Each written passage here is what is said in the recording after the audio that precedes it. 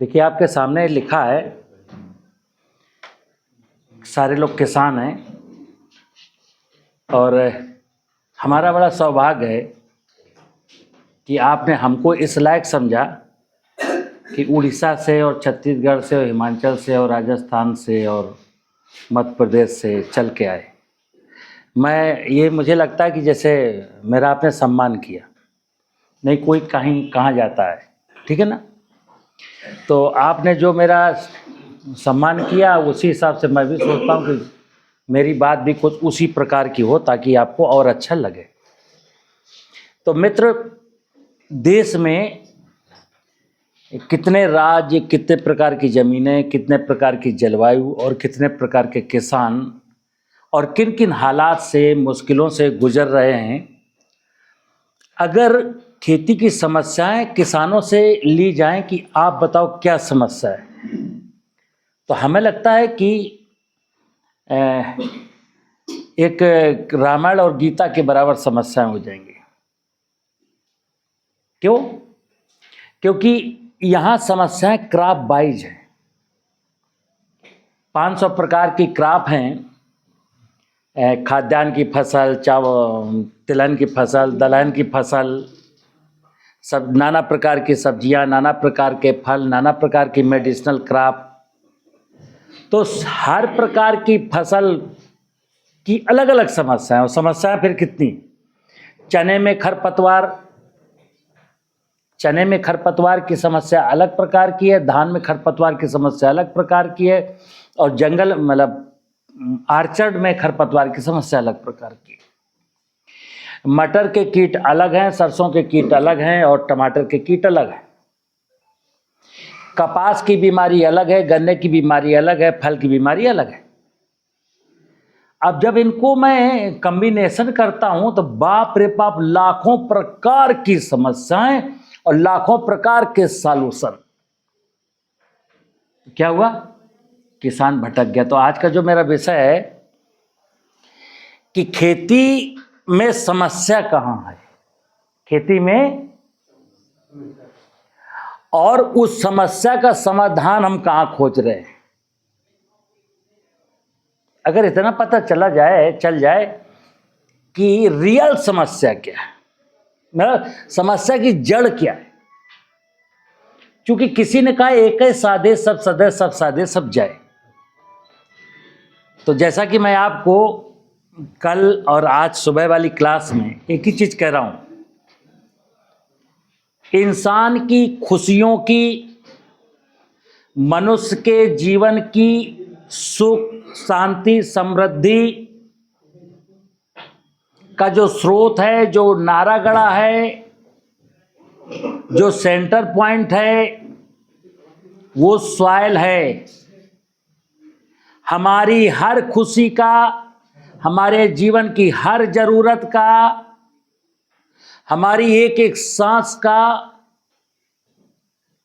जो संबंध है वो हमारी धरती माता से है। हम धरती माँ के पुत्र हैं और ये धरती मेरी माँ है।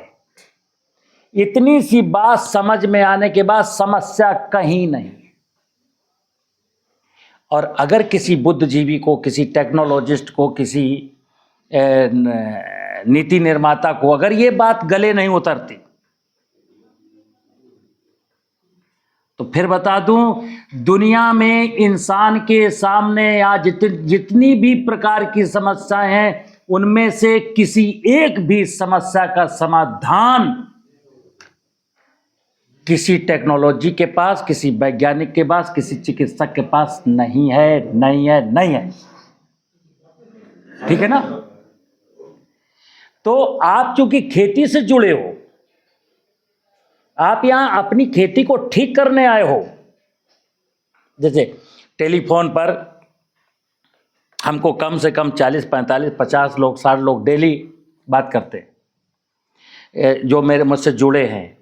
कई बार जो यहाँ हो भी गए हैं वो भी क्या बात करते हैं, अरे सर आपको एक टमाटर का पौधा भेजा है, उसमें जरा देख के बताओ क्या प्रॉब्लम है। टमाटर का पौधा मैंने खोल के देखा, क्या लगा उसमें, कुड़िया गया है।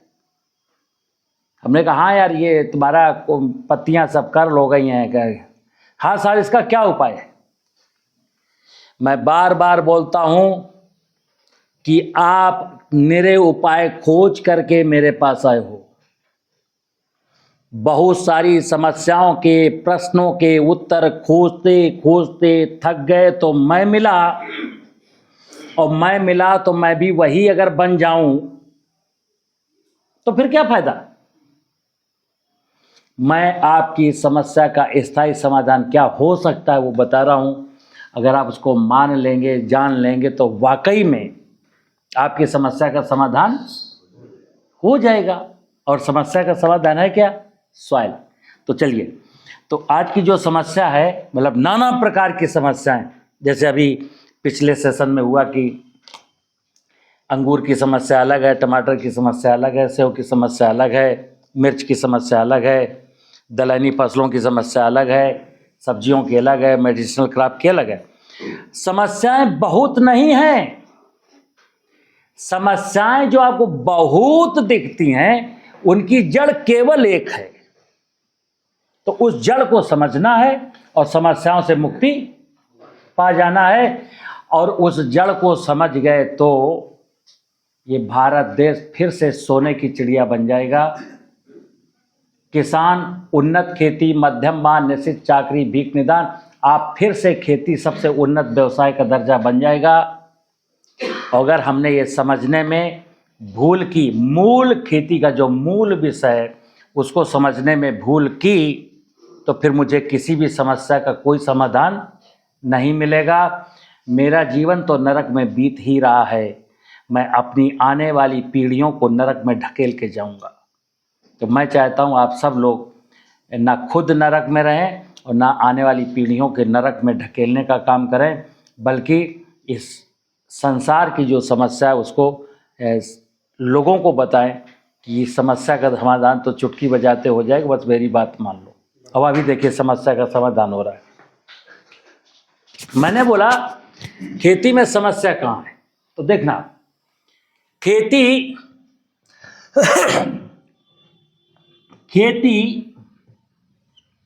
कहाँ की जाती है? खेत में। कोई संदेह? खेती खेत में करते हैं। बीज कहां बोते हैं?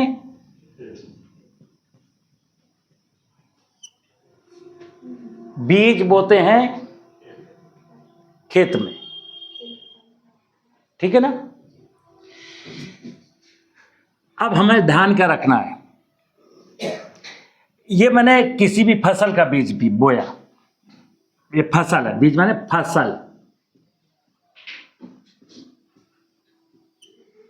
ये बीज मैंने बोया खेत में। ये खेत धरती मां की कोख,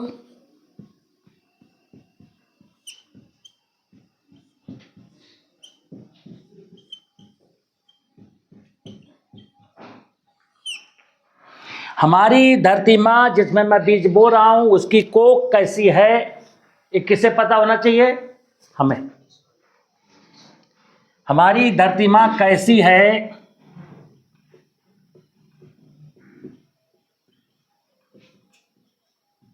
हमें पता होना चाहिए। लेकिन अभी हमें पता, हमने बीज बो दिया करने का, हमने बीज बो दिया कपास का, हमने बीज बो दिया धान का, और मुझे नहीं पता कि मेरी धरती मां की सामर्थ्य धान को, गन्ने को, कपास को उगाने के लिए, उसको भोजन खिलाने की सामर्थ्य वो मां रखती है कि नहीं रखती है। मैंने ध्यान नहीं दिया और बो दिया, तो क्या हो गया? हमारा जो फसल बोया उसको ये धरती मां पोषण नहीं दे सकती, पोषक, ये मां पोषक तत्व उसको प्रदान नहीं कर सकती। तो फिर मुझे कोई बताएगा कि उर्वरक डालने हैं। क्या डालने हैं? उर्वरक डालने हैं। अब सुनना मेरी बात, यहां साइंस कहती है कि पौधों को, इस फसल को 17 पोषक तत्वों की जरूरत है।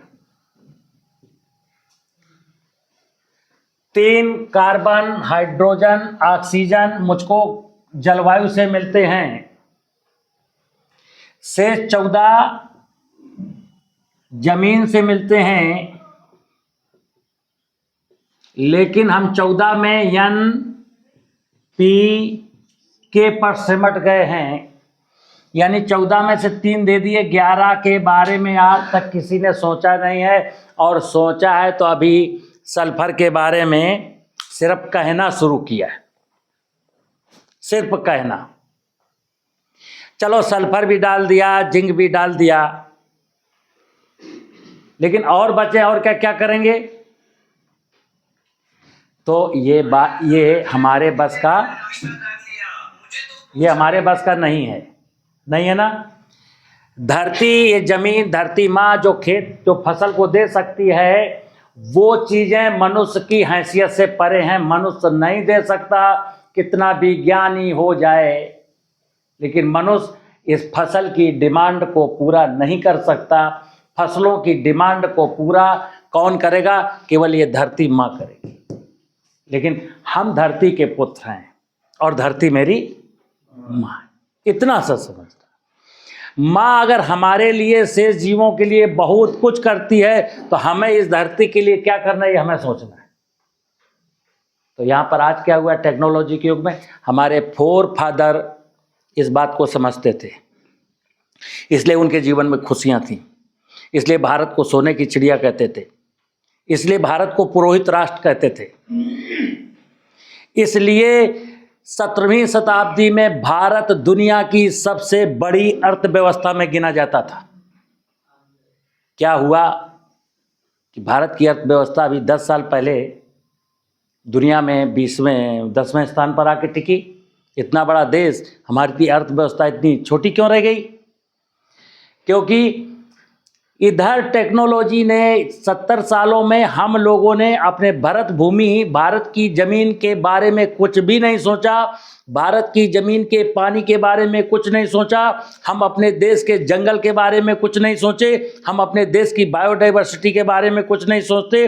लोग सोचते रहे कि जैसे जैसे ज़मीन वीक होती जाएगी, मेरा धंधा बढ़ता बढ़ता बढ़ता चला जाएगा। कुछ लोगों ने अपने धंधे को ऊपर कर लिया और किसान का धंधा सबसे चौपट।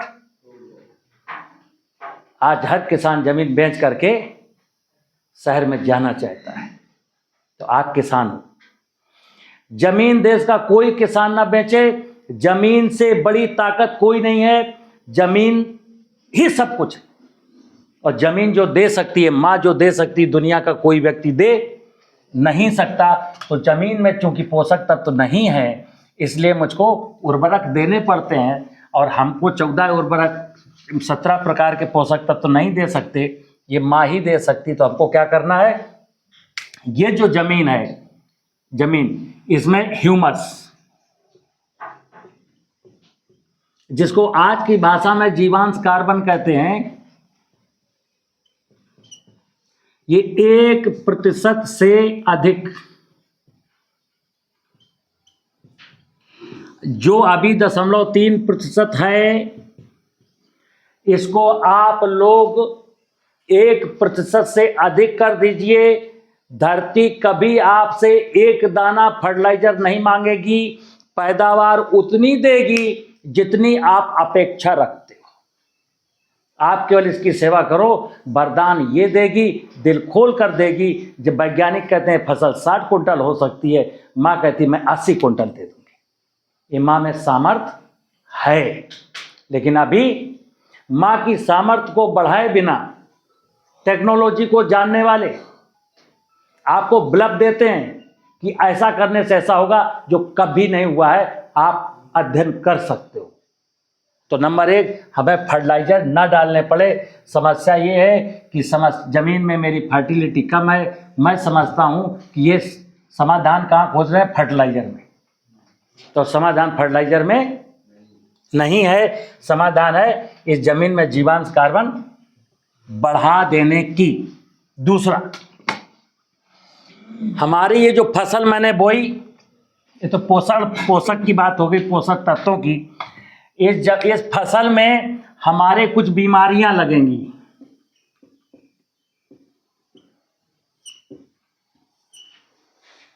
बीमारियां कहां से आई?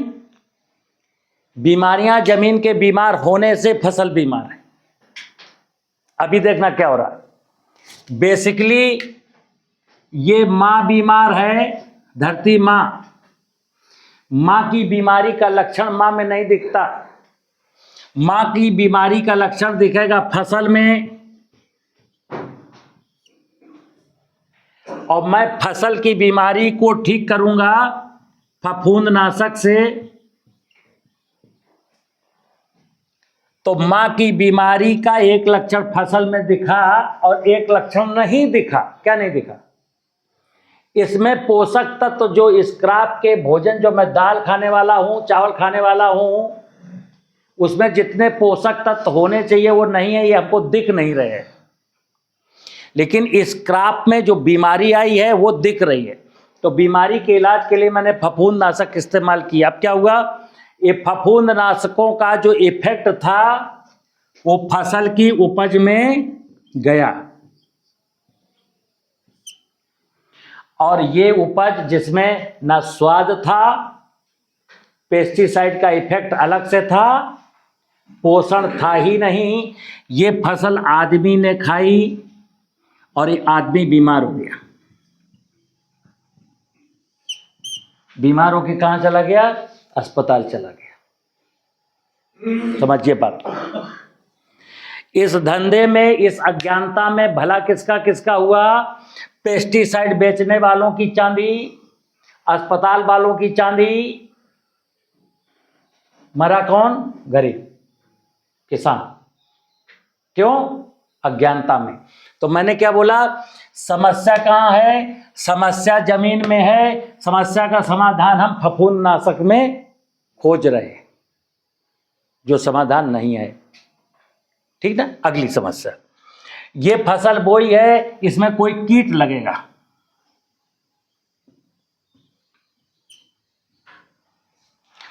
अब कीट लगेगा तो आप जरा अध्ययन करिए कि आज के 70 साल पहले जब कोई कीट लगता था तो उसका मैनेजमेंट कैसे होता था। अपने पिताजी से पूछिए, बाबा से पूछिए, बुजुर्गों से पूछिए कि क्यों भाई चाचा जी, बाबा जी, 70 साल पहले क्या मटर में इल्ली लगती थी? तो कहेंगे कि हाँ बेटा लगती थी, लेकिन इतनी लगती थी कि कुछ बिगड़ता नहीं था। और फिर बोले हम तब मानते थे कि दाने दाने पर लिखा है खाने वाले का नाम। इस प्रकृति में, इस परमात्मा की जितनी भी व्यवस्था है उस सबका खाना पीना यही तो होगा। ठीक है ना? तो बोले हम पहले कुछ नहीं करते थे और कोई खास नुकसान। आज हमको बता दिया गया कि अगर कीट लगेगा और कीटनाशक नहीं डालोगे तो आपकी फसल बर्बाद हो जाएगी। मैं कीटनाशक लेके दौड़ने लगा। समस्या का समाधान नहीं हुआ, समस्या और विकराल रूप ले गई। क्या? कि ये जमीन की बायोडाइवर्सिटी और नष्ट हो गई। समस्या का, कीट की समस्या का समाधान क्या था? कि मैं खेत की मेड़ पर कुछ ऐसे पेड़ लगा दूं ताकि मेरे खेत में चिड़ियां आने लगें। कीट की स्थायी समस्या का समाधान केवल पक्षी ही हैं। अगर पक्षी होंगे तो इंसेक्ट को कंट्रोल कर लेंगे। तो मित्र, समस्या हमारी जमीन में है और मैं जमीन के बारे में कुछ नहीं सोच रहा। तो अब जमीन को, मां को कैसे ठीक करना है? मैंने बोला कि समस्या का समाधान केवल एक ही है, हमारी धरती मां। अब इसको मुझे ठीक करना है। आप कई जगह से लोग हैं, कुछ पहाड़ से जैसे हैं तो आपकी समस्या अलग है। स्टेप बाय खेत हैं, पानी ऊपर से गिरता है, तेजी के साथ बहता है। हमको पानी को रोकना है। और पानी को क्यों रोकना है? जैसे ये जमीन है एक ऐसे, इसमें ये स्लोप है 2%। मतलब यहाँ इसकी जो हाइट है समुद्र से वो 133 मीटर है, और ये 200 मीटर चलने के बाद यहाँ एक 129 मीटर है। यानी कि 200 मीटर चलने पर 4 मीटर डाउन हो जाता है। इसका मतलब 2% स्लोप। कई बार क्या अभी हो क्या रहा है, जैसे भेड़ बकरियों को हाँका जाता है ना एक ही डंडे से, वैसे ही एक ही टेक्नोलॉजी से, एक ही ज्ञान से पूरे देश के लोगों को हाँका जा रहा है कि 120, 60, 40 डाल दो। किसी ने कहा गर्मी की जुताई बहुत जरूरी, गर्मी की जुताई कर दो। अब कल्पना करना, ये एक किसान है जिसके खेत में 2% का स्लोप है, और अगर इसने ग्रीष्मकालीन जुताई कर दी, अब आप बताना, तो इसको फायदा होगा कि नुकसान? अभी आपको नहीं पता, आप सोच रहे हो कि क्या करूं। अगर किसी स्लोपी खेत के किसान ने अपनी गर्मी की जुताई कर दी और खेत बहुत लंबा है, कोई मेड़ नहीं है, तो इस खेत में जो जीवांश कार्बन पहले से था, जीवांश कार्बन सबसे लाइट वेटेड होता है, वो रनाप के माध्यम से बाहर निकल जाएगा। और ये किसान कहेगा बाबूजी आपने कहा था जुताई करो, मैंने जुताई कर दिया, लेकिन इस बार तो पैदावार और मेरी डाउन चली गई। लेकिन किसको पीला है? किसको पीला है? किसी ने कहा कि इसमें आप जैसी जुलाई आए हरी खाद बो दो। हरी खाद अच्छी होती है या बुरी? हरी खाद अगर आप अप्रैल की फसल काटने के बाद बोते हो तो अच्छी होती है, अगर खरीफ में हरी खाद बोते हो तो गलत होती है। खरीफ में तो माँ अपना श्रृंगार खुद करने लगती है। खरीफ में तो आप हरी खाद बो या ना बो, माँ अपने लिए स्वयं नाना प्रकार की ग्रासेस बोती है, और इतनी डेंस क्रॉप होती है कि अगर आपने एक खेत में हरी खाद बोई है ढैंचा, उस खेत में आप बायोमास तौल लेना और बगल के 1 एकड़ में मत बोना, वो तौल लेना, तो ढैंचा से 2.5 गुना ज़्यादा आपको घास मिलेगी। कौन सी हरी खाद अच्छी थी? घास जो माँ ने उगाई थी। यहाँ आपने ट्रैक्टर भी, डीजल भी बहाया, ढैंचा का बीज भी बहाया, लेकिन हरी खाद का मकसद पूरा नहीं हुआ। लेकिन माँ की जो सामर्थ्य थी, माँ का प्लान अच्छा था, इसलिए वो प्लान सफल हुआ। ठीक है ना? तो ये चीज़ें सारी हमको अपनी आंखों से देखनी है, और क्या करना है, हमको एक ही चीज़ करनी है। जैसे ये खेत मैंने बोला कि माँ को उर्वर कैसे बनाए हैं, तो देखिए 3-4 हमको काम करना। पहला काम करना, अगर खेत हमारा बहुत बड़ा है तो खेत को 2 एकड़ छोटे टुकड़ों में बांटना। खेत 2 एकड़ से बड़ा नहीं होना चाहिए, छोटे टुकड़ों में बांटना। अगर आप माँ से मोहब्बत करते हो तो, माँ को समृद्धशाली बनाना है तो, अगर कोई कहे कि नहीं मेरा 10 एकड़ का खेत है और इसको मैं टुकड़ों में नहीं बांटूंगा, ट्रैक्टर चलाने में तकलीफ होती है, तो मैं लिख के दे रहा हूं कि आप कभी नेचुरल फार्मिंग की ओर नहीं लौट सकते। हमें खेत को छोटे छोटे टुकड़ों में डिवाइड करना है। दूसरा क्या करना है, हमको मजबूत मेड़ बनानी है ताकि वर्षा का पानी खेत में रुके। और मैं ऐसे कहता हूं कि अगर आप जमीन को अपनी माँ कहते हो तो वर्षा के पानी को विष्णु समझिए। माता पिता का साल में 3 महीना 2.5 महीना के लिए मिलन होता है, और उसमें भी अगर वो मिलन में सफल नहीं करा पाया तो माँ फिर निराश हो जाती है। मेड़ के बारे में एक क्यों बताया सर कि एक जोड़ी मेड़ ना सिस्टम ऐसा कुछ? अब सुनिए ना, मैंने कल बोला कि आप खेती में अपने दिमाग रूपी निवेश का इस्तेमाल करेंगे। अगर विनोद कुमार सचान कहें कि 1 फीट चौड़ी बनाइए, आप मेरी बात क्यों मानते हैं? मैंने बोला आपका खेत क्या कहता है, उद्देश्य क्या है? उद्देश्य 1 फुट मेड़ बनाना, 1 मीटर मेड़ बनाना, इतनी ऊंची मेड़ बनाना, ये ऑब्जेक्ट नहीं है। ऑब्जेक्ट है मुझे अपने बारिश का पानी रोकना। आप कैसी मेड़ से रोक पाएंगे, वैसी मेड़ से रोकिए, उसके साइड पर मत जाइए। आपका दिमाग कहेगा कि हम तो ऐसी बनाएंगे, वैसी बनाइए। उद्देश्य बारिश का पानी रुके। तो खेत को आकार छोटा किया, खेत की मेड़ पर मेड़ बनाई और मेड़ पर पेड़ लगाना। जब पेड़ लगाना तो यहाँ फिर एक विषय आता है। देश के मैक्सिमम एरिया में किसान कहता है कि पेड़ तो छाया मारता है। किसमें? फसल में। पेड़ फसल नहीं है क्या? पेड़ फसल नहीं है क्या? पेड़ तो इटसेल्फ एक फसल है, और ऐसी फसल है जो रोड न जुताई मांगती है, न बुआई मांगती है, न पानी मांगती है, न मैनेजमेंट मांगती है। वन टाइम लगा के छोड़ देना है, ऑटोमेटिक सब काम होता है। अभी क्या है, अभी ने किसान ने वो चीज़ें सिलेक्ट की हैं जो इससे रोज श्रम मांगती है, रोज निवेश मांगती है, देने के नाम पे कुछ नहीं देती। जमीन को बर्बाद और करती है, जमीन के नीचे के पानी को और बर्बाद करती है। पेड़ क्या है? वन टाइम स्कीम है। और जब पेड़ लगाएंगे तो ध्यान रखना, कुछ ऐसे पेड़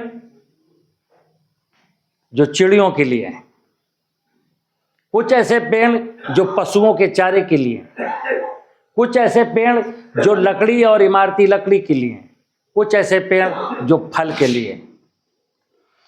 केवल आम का पेड़, आंवले का पेड़ लगा देना कुछ नहीं है, इससे कुछ भी नहीं होगा, बायोडाइवर्सिटी नहीं सुदृढ़ होगी। पीपल का पेड़, महुए का पेड़, जामुन का पेड़, सागौन का पेड़, नीम का पेड़, करंज का पेड़, फिर अपने लिए भी फल के पेड़, सागौन, ठीक है ना। ताकि चिड़ियों को बुलाना है, पेड़ लगाकर क्या करना है? ग्लोबल वार्मिंग को कंट्रोल करना है। अगर अप्रैल में, मई में, जून में कोई फसल बो रहे हो तो उसको गर्म थपेड़ों से उसको निजात दिलाना है, ऑक्सीजन जाना प्रोड्यूस करनी है। पेड़ों के नीचे ये जो जीवाणु, जो जीवामृत की आज चर्चा हो रही, वो जीवाणु गर्मियों में ना मरे, इसलिए भी पेड़ों की कैनोपी अच्छी, नहीं तो क्या जिंदगी भर जीवामृत डालते रहेंगे। ये वन टाइम एक बार मुझे कॉन्सेप्ट समझ में आना चाहिए कि जमीन में जीवाणु क्यों थे, कैसे मर गए, अब कैसे ना मरे, इसके लिए पेड़। तो खेत को छोटे टुकड़ों में बांटा, मेड़ बनाई, पेड़ लगा दिया। और क्या करेंगे? इस खेत में धरती मां से जो भी आप लेते हो, दो प्रकार के पदार्थ मिलते हैं, एक आपके मतलब का, एक आपके मतलब का नहीं। फसलों का दाना, दलहन, तिलहन, सब्जी, ये आपने खा लिया, उनका अवशेष फेंक दिया, जला दिया, पशुओं ने खा लिया। तो जो पशु ने खाया, जो फेंक दिया, जो जला दिया, ऐसी कोई भी वस्तु जो खेत ने दी और आपने खेत के बाहर कर दी, जैसे आज की तारीख में, पहले तो लोग लोटा लेके भी अपने खेत में जाते थे शौच क्रिया करने के लिए, पशुओं का मलमूत्र सब डालते ही थे, यानी जो खेत देता था उसका मैक्सिमम लौटा देते थे। वो 2-4-6 कुंटल जो बाजार में बिक गया, केवल वही नहीं जाता था, नहीं सब कुछ जाता था। इधर क्या हुआ? पशुपालन कम हुआ, भूसे में आग लगा दिया, या पराली को 80 रुपये कुंटल में बेच दिया, या कोई उठा ले गया और खुद का मल गड्ढा खोद के जमीन में दफना दिया। हम लोगों को ये सोचना पड़ेगा, मुझे, मेरी नीतियों को, व्हाट इज दिस, ये क्या कर रहे हैं आप डेवलपमेंट के नाम पर, स्वच्छता के नाम पर कर क्या रहे हैं तमाशा। ये जन्म देने वाली माँ, पालने वाली माँ, इसकी तरफ भी तरफ देखो प्यार से, नज़र से, कि मैं इस माँ को क्या दे रहा हूँ। ये माँ सदियों से हमको देती आई, आज प्रश्न ये कि मैं माँ को क्या दे रहा हूँ। अगर मुझे पता चलता कि मैं माँ को कुछ भी नहीं दे रहा हूँ, और उसके बाद खेती में आपकी समस्याएं हैं, तो मैं दावे के साथ कह सकता हूं खेती की किसी एक भी समस्या का समाधान किसी माई के लाल के पास नहीं। और जो किसान इस खेती को समझ गया, इसको मान लिया, खेत की मेड़ बना दी, पेड़ लगा दिया, जो खेती से मिला तो उसको रिटर्न करने लगा, तो ऐसी कोई समस्या नहीं जो जमीन के पास जिसका समाधान ना हो। माँ अगर हेल्दी है तो मैं हेल्दी हूँ, माँ अगर हंसती है तो मैं हंसूंगा, माँ अगर संपन्न है तो मैं संपन्न रहूँगा। लेकिन जिस किसान की माँ बीमार है वो किसान बीमार रहेगा। जिस किसान की माँ ये संपन्न नहीं है वो किसान कभी संपन्न होने की कामना ना करे। सब कुछ वैसा ही चलेगा जैसा माँ चाहेगी। तो मैं ऐसा क्यों ना करूं कि मैं माँ को इतना साधन संपन्न बना दूं, माँ को इतना खूबसूरत कर दूं कि माँ एक बार हंस तो दे। एक बार ये माँ हंसेगी ना तो संपूर्ण संसार हंसेगा। और जब तक ये माँ नहीं हंसती है, आप किसी को हंसा के दिखाओ। आपने किसी हंसते हुए प्राणी को देखा है क्या? कोई नहीं हंसता। सब 99 के चक्कर में इधर उधर पागलों की तरह दौड़ते नजर आएंगे और फिर भी किसी को कुछ मिलने वाला। तो खेती की समस्या कहाँ है? खेती की समस्या जमीन में है। जीवन की समस्या जमीन में है। हमारी बीमारी की समस्या जमीन में है। हमारी फसलों की बीमारी की समस्या जमीन में है। मेरी हर मुश्किल का समाधान जमीन में छुपा है और मैं अपनी हर मुश्किल का सामान, मैं अपनी हर समस्या का समाधान बाजार में खोज रहा हूं। बाजार में आपकी किसी भी समस्या का समाधान नहीं है, क्योंकि बाजार पूरा बाजारवाद पर आधारित है, जहां एक दूसरे को सब लोग ठगना चाहते हैं। ये क्या है? धरती माँ परिवारवाद है। माँ सबको, किसी को ठगना नहीं चाहती। यहां कोई ठगा ठुगी का काम ही नहीं है। यहां तो सर्वे भवन्तु सुखिनः, सर्वे सन्तु निरामया, सर्वे भद्राणि पश्यन्तु मां कश्चित् दुःख भाव। ये वो भाव है। यहां जाओ नौ लौट के। अब लौट चलें, बहुत हो गई।